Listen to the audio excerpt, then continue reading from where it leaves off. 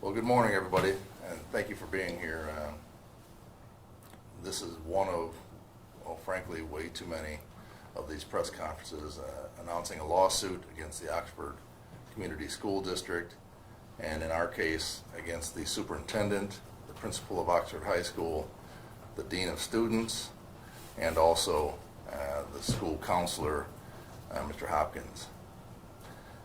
This whole story, this whole tragedy has been really played out in the last 6 months, and everybody knows the details. Everybody has watched the preliminary exam for the Crumbly family. We wanted to bring attention today. The filing of this lawsuit is not just about compensation for the family of Madisyn Baldwin. We have with me Nicole Beausoleil, Madisyn's mom, and with her Jason Prescore and her fiance. But this case is about really calling attention to the lack of training and the inadequacy of how we deal with mental health issues of our students. Because when we look at this case and we tragically compare it to Texas and Sandy Hook and Florida, we see that those incidents took place like that. Here, the school district had weeks worth of notice of a child who's mentally ill, crying for help, and then particularly on November 29 and November 30, where they had Ethan Crumbly in the school counselor's office with his parents. As I mentioned, really, in hearing the testimony of Mr. Hopkins at the preliminary exam for the Crumbly family, we saw that these two parents were completely ill-equipped to protect their own son, much less anybody else. The only grown-ups in the room that morning on November 30 was the school counselor and the dean of students. And they had a backpack with murder weapon in the backpack at their feet, and they did nothing. What they did was they needlessly increased the risk of harm to the students.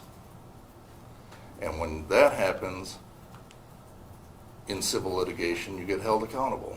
And that's what this is, not to just get compensation, because there's no amount of compensation that will ever adequately compensate anybody for the loss of their child.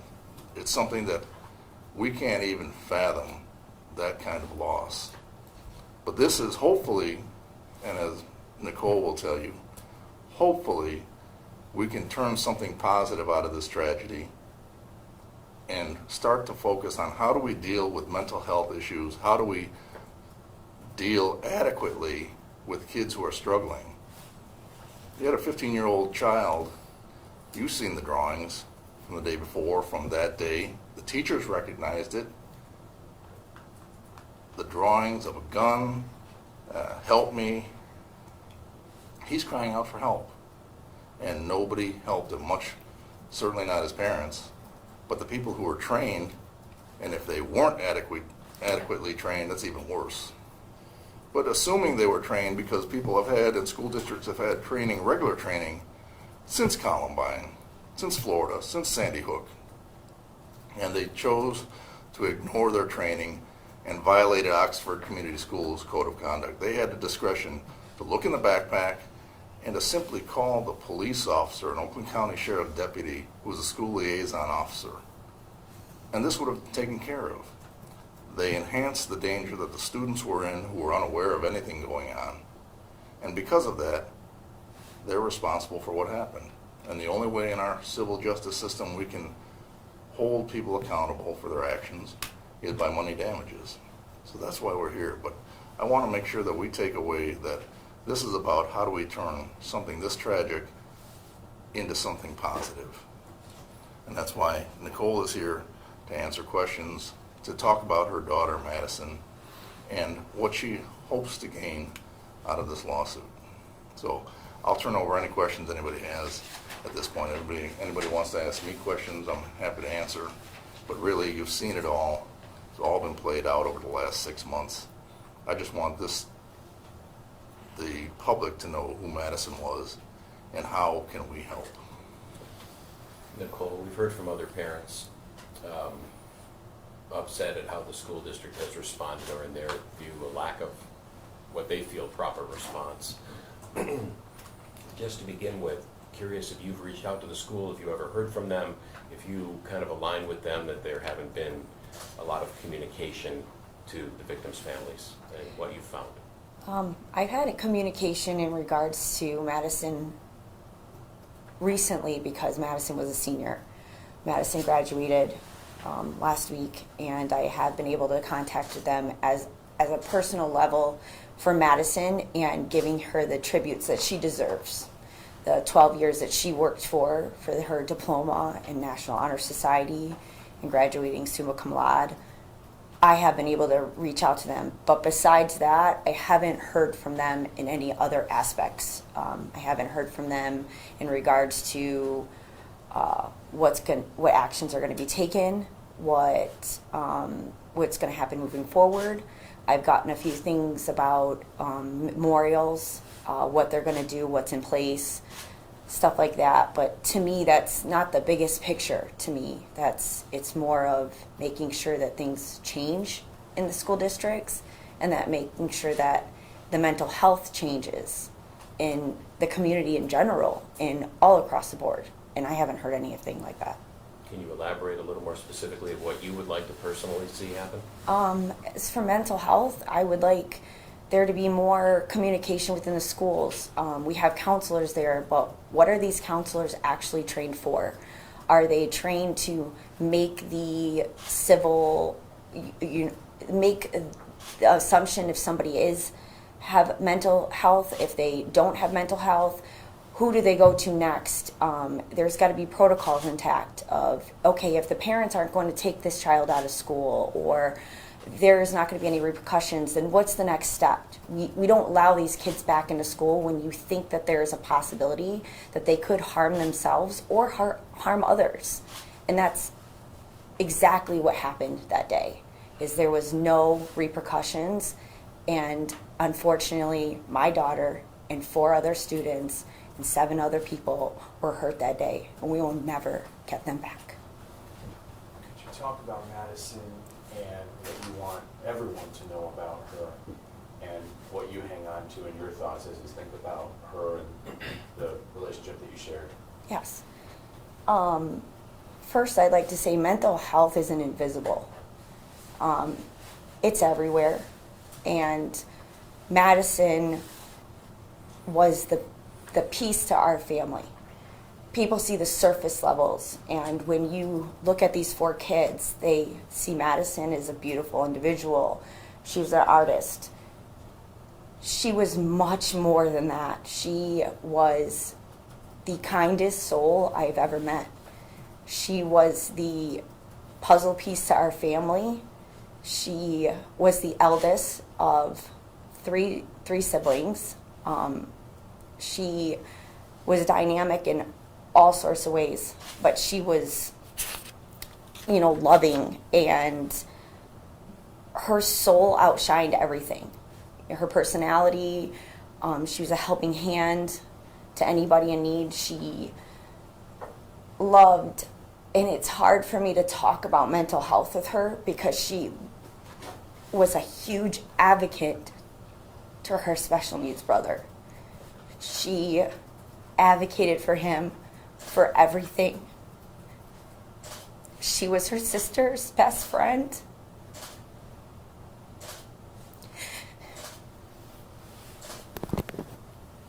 And when I have to look at their faces every day and explain to them why her sister lost her best friend, why her other sister thinks she's still sleeping, why her brother associates her with an urn in our living room, it's not fair. She had so much going for her, and it was taken away, and what I received was a box of 12 years of her accomplishments. 12 years of waiting for those first, 12 years to wait for her to walk across that stage. 12 years of wishing that she would have all of the opportunities that she deserved. And they were ripped away that day. They weren't ripped away from just me and her dad and her siblings and her family, but they were ripped away from the world because she was going to do great things. Nicole, you have our deepest condolences. And you talk about the 12 years. She earned those things. Can you kind of go over what she earned in her school career and maybe even outside school that should be celebrated? Yes. Madisyn was a gifted child from the beginning. Her school meant everything to her. I often caught her on phone calls with her teachers at 8 o'clock at night asking for extra credit because an A wasn't good enough. I'd catch her in there and I'd say, "Who are you talking to?" She's like, "Oh, I'm just talking to my English teacher. I'm trying to get extra credit." Okay. She received the President's Award in 5th grade. That was given to her to one student in her elementary school at Schoolcraft Elementary. She received that. She's been on a mentor program for kids that have special needs. She did after school work for them. She has been on National Honor Society since 6th grade. She's had a 4.0 since she started 6th grade in Clarkston. She did a lot of work with special needs in Clarkston as well. She was on the yearbook committee. She wanted, she told me that she always wanted everybody to shine, and if she could get every single person in that yearbook as a picture, that was her due diligence to do that. She was one of the best friends, personally to me, but to so many people. I remember when when her brother went to school, started kindergarten, and because he's nonverbal, he's autistic, she was so worried about him starting school. She didn't want him to be bullied. She didn't want him to not have the same outcome as most kids. And I just kept telling her, "Madisyn, let Liam have his own journey. He will make it on whatever he needs to do." And it wasn't good enough for her. She sent a text to me that day when she got to school, and she said, "How's the school? How is it? What's his teacher's name? What exactly class is he in?" I thought she was going to go up to the school in general and just to check to make sure that he was okay. She helped Peyton with all of her activities. When Peyton was finally in elementary, Madisyn felt she needed to take over on Valentine's, Christmas parties, all of that stuff. She's an exceptional student, and I almost feel like those aren't even enough words for her. What was her dream after this? She wanted to go to Western. That was her first goal, is Western. She wanted to study neuroscience and become a behavioral analyst. That was her goal. She always said to me, "I just want to know how Liam ticks." That was her words. Any questions? I have one point. It's kind of the bitter irony here is that Madisyn was a lifelong Clarkston student, and this was the first term, her senior year was the first term that she was in Oxford School District. She made it 3 months, and then this happened. So it's especially painful, I think, for mom and dad for the choice to go to Oxford schools. But I think what's so important here is that as we look at everything that happened within the couple weeks before this tragedy, the day before, the day of, this was so foreseeable, it was predictable, and it was preventable. With just a couple of simple steps, call the police officer who's equipped to deal with students like this. Look in a backpack because you have the discretion to do any of that. Err on the side of caution, err on the side of safety. If you think it's even erring, which it's not. But if you're going to do that, and you think a kid is going to harm himself, and with these drawings that he will harm others, because frankly, the testimony in Oakland County Court at the Crumbly preliminary exam where the counselor said we were concerned and we wanted him to have counseling because we thought he had suicidal ideations, that's just covering one's backside. It was clear he had suicidal and homicidal ideations. That just wasn't said in court, because all of this points clearly to that. And so I think it's important to know when you have the opportunity, school districts, school employees, not like other situations where things are moving so rapidly like we've seen, but where you have an opportunity to make a conscious decision of which is the right direction, you have to take the steps of calling a police officer. You have to take the steps as a parent would or should check the backpack. You've already seen he had access to weapons, these drawing guns. He told the counselor and the teacher before, I was looking for bullets, looking at bullets on my phone during school. Why? Because I was out shooting guns with my mom last weekend. These are the puzzle pieces that are so easy to put together. And they were missed, and there was a conscious decision to send him back to class with his backpack. And we're here because of the tragic consequences of those decisions. Well, one of the allegations is gross negligence. Can you explain what the law, what does that mean in terms of, in a way that... From a legal standpoint, and it's not in our lawsuit, we didn't plead under state law gross negligence. You've, I'm sure, all have heard about the term qualified immunity and governmental immunity. One of the exceptions to governmental immunity is if an individual is grossly negligent. It's defined under the law as a reckless disregard for the safety of others. Problem with qualified immunity, which is a horrible doctrine, a judge-made doctrine that protects government employees, and not just police officers and firemen, but school teachers and school employees, is that it's so broad a protection that unless the gross negligence of the school employee is what they call the proximate cause, essentially the most direct and immediate cause of the harm, then they're not liable. Hard to look at Ethan Crumbly and his parents, especially when you have criminal charges, say maybe they've got something to do with this. So when you plead gross negligence, and you're also blaming the parents, you basically strike that whole claim out. We're not bringing that claim for a lot of different reasons, but one of which is it takes the focus off. How can we move the ball forward and improve the school district, not just Oxford, every school district, so that this can be a learning lesson that we can move forward in terms of how do we deal with mental health. Can you clarify the naming of the district as well as individual employees as part of this lawsuit? The district is liable under federal civil rights law for its policies and practices and customs.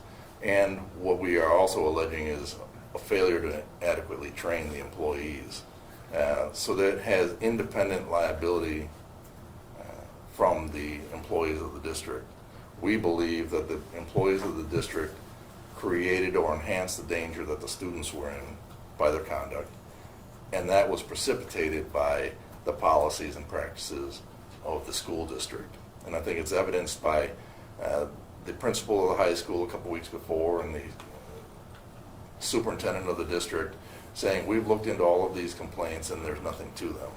Well, there were parents who kept their kids home from school that day. And when we have students who know a whole lot more about what's going on than the school district and the school employees, then we have a problem. Because we need to start listening to that. It's not just rumor and social media mongering. They know what's going on in the community. When more than one or two students don't show up to school on November 30 because they know something is going to happen, then that tells us something. And the school employees, the counselor, and the dean of students just tragically missed all of that or consciously chose to ignore those aspects. There's a big picture. If you put all the pieces of the puzzle together, it's very clear how preventable this was. Nicole, do you have any interest in commenting about the specific items Wolf mentioned that have been made public in regard to the meetings, and especially the day of, and having called the parents in and not basically forcing him to leave school or them to take him with them. Do you have any thoughts sitting here today that you'd like to share in regard to those chain of events? Yeah, I guess looking at it as a mom, I'm not understanding why he wasn't put as a priority. I've said it from day one that I will never forgive him for what he did, and I won't forget it. But do I feel sorry for him? 100%.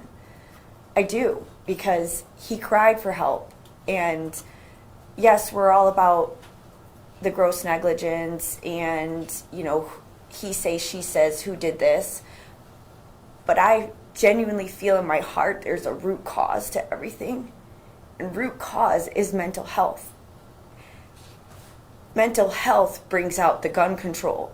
You have to start with the root first before you can go and start trying to ban or do other things to our civil rights.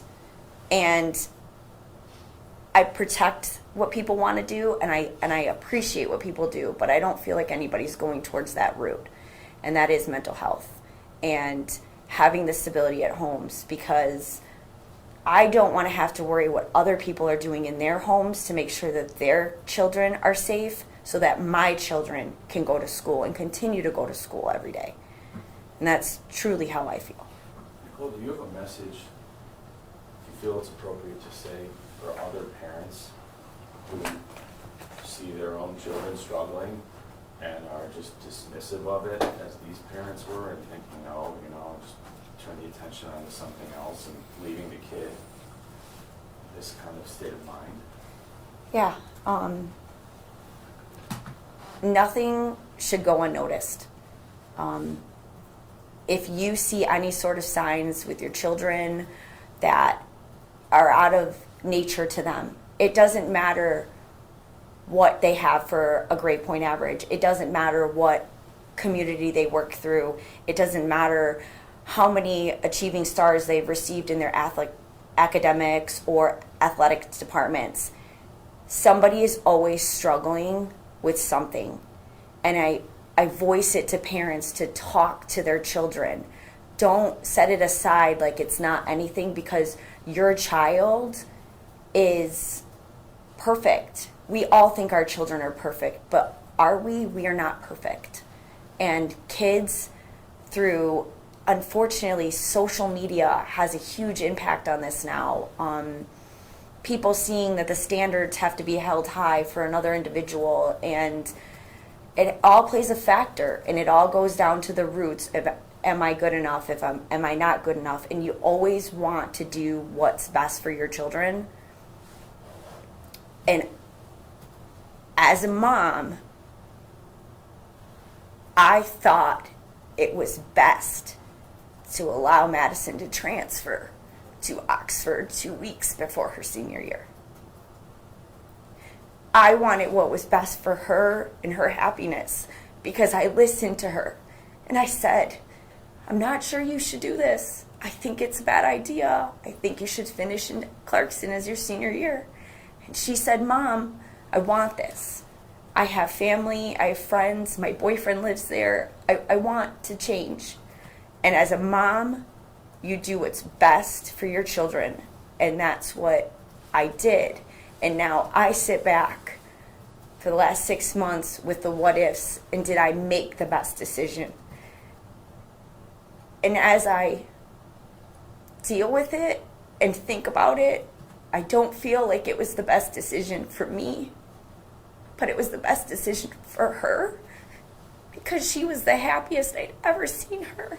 And those 3 months she was there. So it hurts to see that that was taken away from her.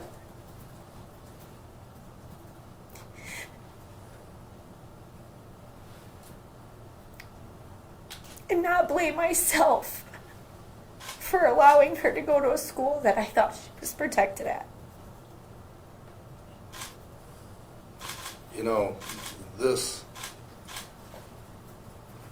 tragedy. This is not a referendum on gun reform, as you've seen when we see other tragedies like this, but it's really a situation where you look at our environment today and kids, and if we look back when we were teenagers, the insecurities that all kids go through is exacerbated by social media, by bullying on social media, by the natural insecurities that kids have trying to fit in to be popular.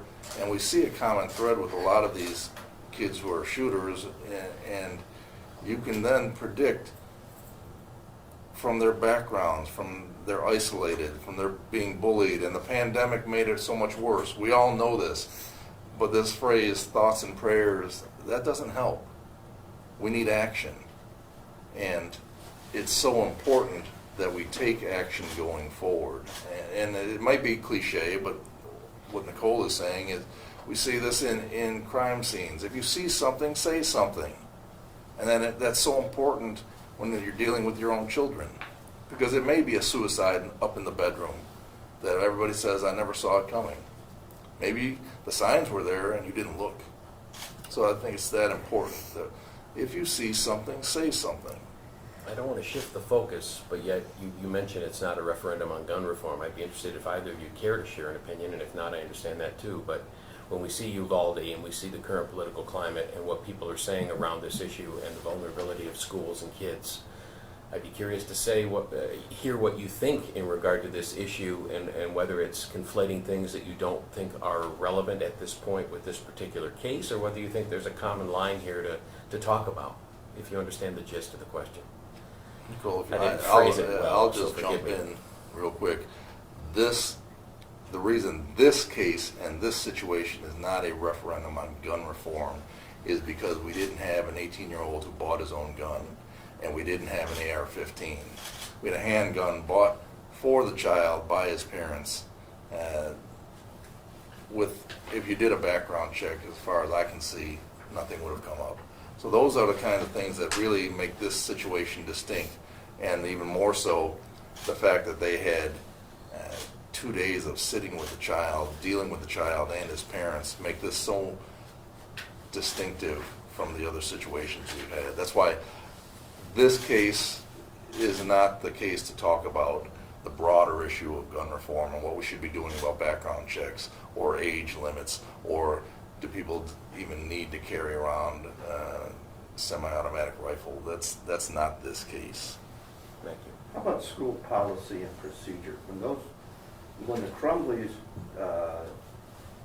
declined the suggestion to remove their son from school and get him into some form of counseling, was the school district responsible for taking another measure or a step at that time? Did they have anything in their policies or practices that would require them to either contact the school liaison officer or to get him into a situation for counseling when the parents wouldn't do it on their own? What's unsaid, as I indicated from the testimony from the preliminary exams, when the counselors recognize you have two parents who are so cold and ill-equipped to protect their own child, they have the discretion, the counselors, talk to the school officer who will deal with it from a more serious standpoint of, is there something criminal that might be afoot? And then that would have clearly resulted in looking at the backpack. So I guess to answer your question, like, when you have the discretion and you know that he has suicidal and homicidal ideations, let's not ignore that just because it wasn't testified to at trial or at the preliminary exam. That's what was going on here. And so school policy says if you believe somebody is going to harm themselves or others, then you have to take action. And certainly they could have looked in the backpack. They had the authority to do that. We kick kids out of school for vaping, right? They get expelled, no questions asked, then we'll have a hearing later. So when this happened with the parents who aren't going to take their kids home, their child home, why? Because they have to get back to work.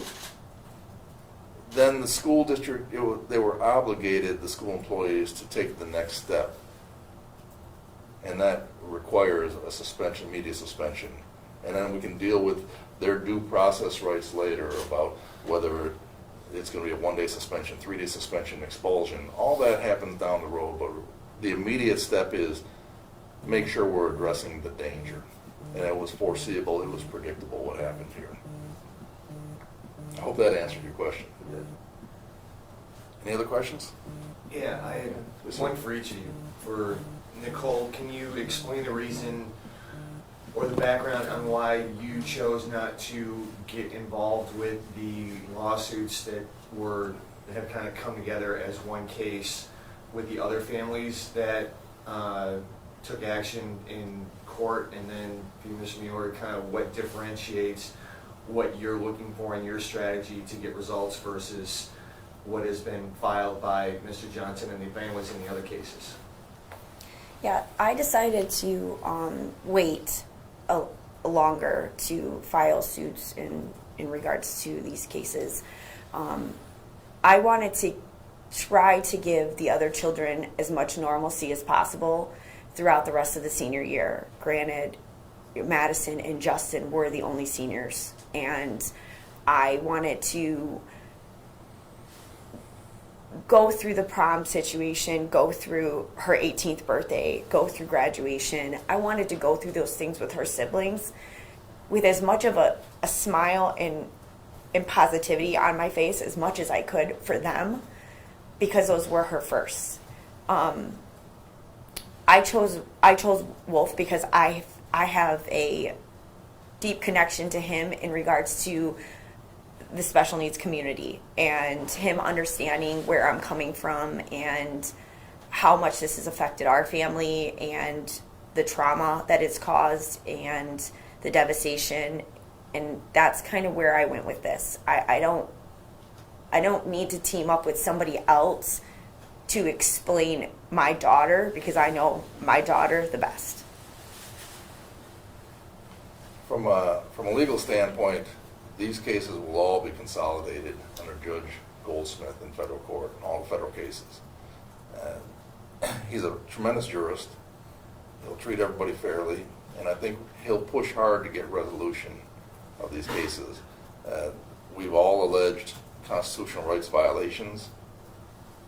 Some include state law claims. Ours didn't, for the reasons I said. So I think regardless of who the lawyers are, and there are Ben Johnson and Bob Drew and the other lawyers, the Pitt law firm, they're all tremendous lawyers. But I think we're all going to work together, one, to resolve these lawsuits from a compensation standpoint, but two, really to join together to make sure that we advance the goals of improving our treatment of mental health in students.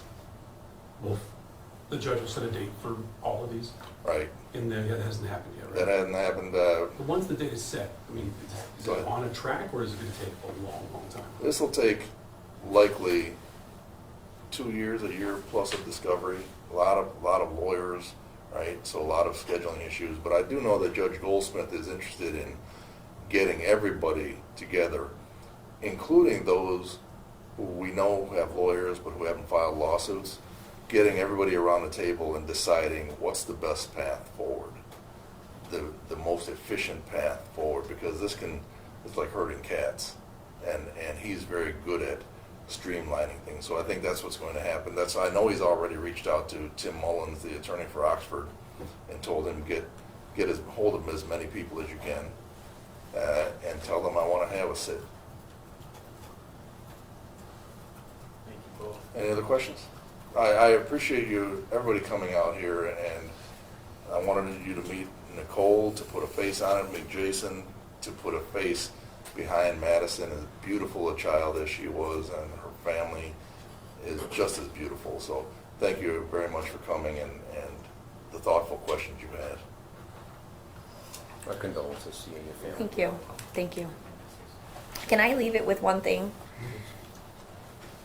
As for Madisyn, I want everybody to know that I laid my daughter to rest, but I did not lay her memory or her voice to rest. And I will continue to fight for both of those going forward.